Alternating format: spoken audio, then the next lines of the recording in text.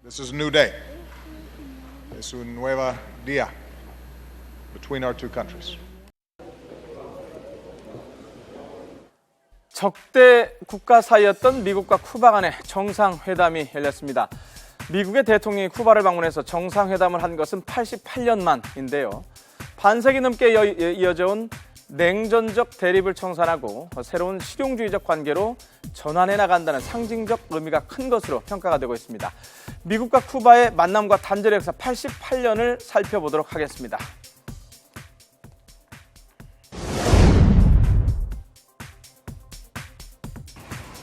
미국과 쿠바 본래는 사이가 아주 좋았습니다. 두 나라 관계는 19세기까지 거슬러 올라가는데요. 당시 쿠바는 스페인의 지배를 받고 있었습니다.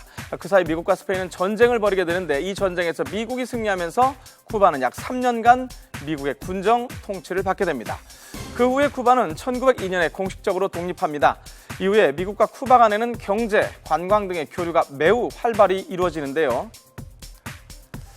미국과 쿠바의 적대 관계는 언제부터 시작이 됐을까요? 스페인으로부터 독립한 후에 쿠바에는 크게 3개의 정권이 들어섰는데요. 그 중에 하나가 미국이 지원하던 바티스타 정권입니다. 그런데 1959년 피델 카스트로가 혁명을 일으키게 되면서 바티스타 정권은 무너지게 됩니다.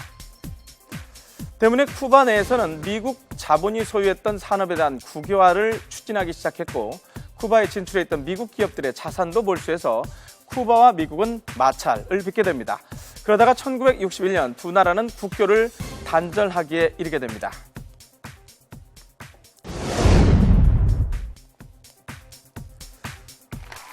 미국과 멀어진 쿠바는 소련과 긴밀한 관계를 맺기 시작하는데요. 그러던 1962년 소련이 쿠바를 돕는다는 명목으로 쿠바의 비밀리에 미사일 기지를 건설을 추진을 했는데 미국의 정찰계에 의해서 이것이 발각이 됩니다. 이 때문에 미국과 쿠바의 관계는 최악으로 치닫게 되는데요. 다행히 양국의 긴박한 협상 끝에 소련은 미사일 기지 건설을 중단하고 미국은 터키에 있던 미사일 기지를 철수를 하는 것으로 합의를 하면서 사태는 일단락됩니다. 하지만 이후에 두 나라의 교역과 투자, 금융거래 등 모든 경제 교류가 전면 중단이 되고 여행 금지 등의 제재가 내려지게 됩니다.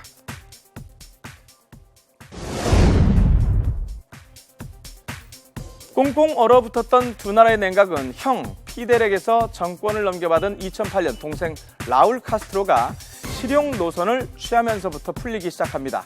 그리고 지난해 7월에 버락 오바마 미국 대통령은 미국과 쿠바 간의 국교 정상화 소식을 공식적으로 발표하기에 이릅니다. 이후 양국의 수도에는 대사관이 설치가 됐고 쿠바는 미국의 테러 지원국 명단에서 삭제됐습니다.